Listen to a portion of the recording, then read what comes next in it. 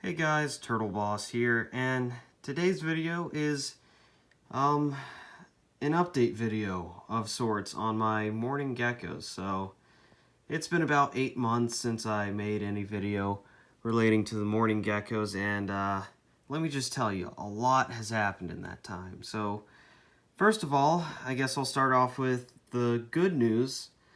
Since then. So in the past few months up till today, my mourning geckos have been doing absolutely great.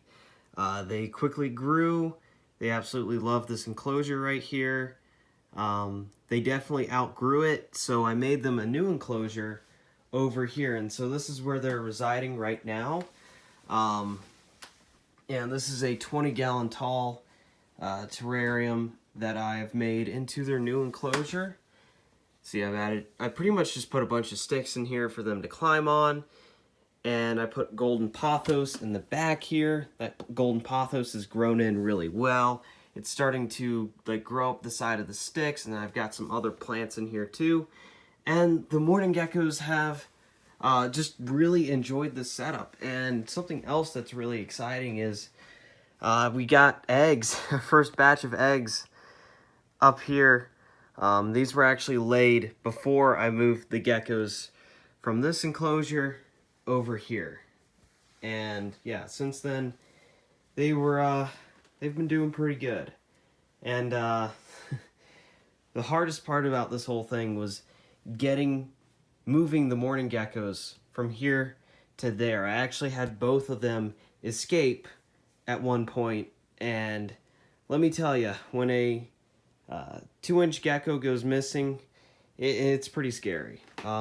Luckily, they lived in this enclosure for pretty much their whole lives, so they were only used to going about a foot at a time, and they didn't have a lot of stamina, so we were eventually able to catch them and put them in their new home. Now, you guys may have noticed I said up until today they were doing fine. And that's because today, this morning, as I was doing my usual misting of the enclosure, I had the door open here, I was spraying around, everything was going good.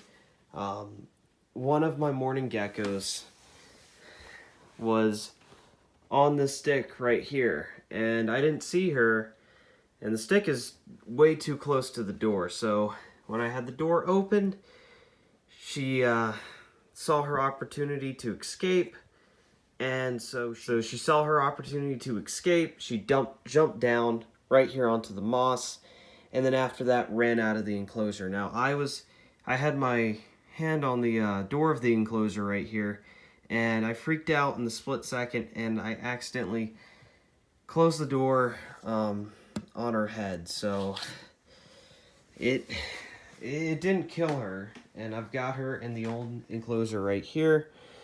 So yeah, it did not kill her. As you can see, she's still moving her tail, but I'm pretty certain I snapped her neck. And yeah, the whole reason I'm making this video is if you're looking to get mourning geckos, and if you're messing around in their enclosure, anything, this is kind of like the dark side to having these geckos, because they are escape artists, and if you're not paying attention,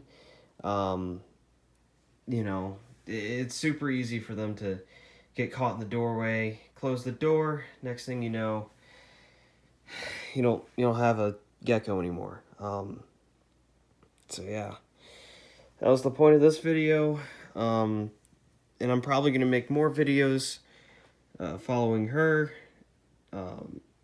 I'm gonna keep I'm gonna try to nurse her back to health, as much as I can. It's a 2-inch gecko, so I don't know if it can survive this kind of injury, but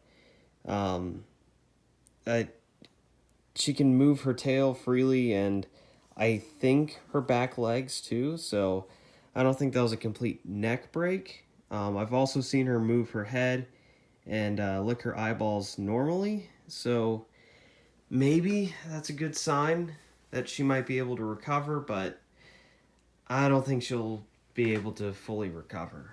And so, yeah, that's all I want to make out of this video. Alright guys, so it's been about 5 hours since the rest of the video was recorded. And yeah, I came home and yeah, the gecko's dead. It's still in the tank here. I'm not gonna show it dead, but yeah, it's still got our eggs up here. Yeah, it was.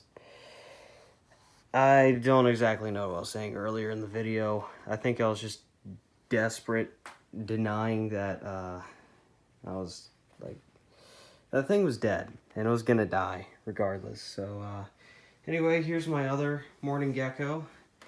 She's doing fine. She's up there on the glass, pressing herself up against the glass right there.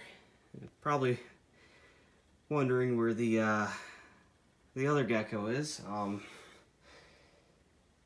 But yeah, so anyway, I've decided that I'm gonna bury the gecko through a Viking funeral. So I've got a little raft made and some sticks and twigs on it, and essentially at sunset I'm gonna push the raft off my dock and set it on fire, because I can't think of any other way to send off my gecko. But with that said, that's it for this video. I'm gonna leave on this shot of my gecko here, and yeah, thank you guys for watching. I really didn't intend for this video to be as depressing, but as it is. But you know, anyway, that's it.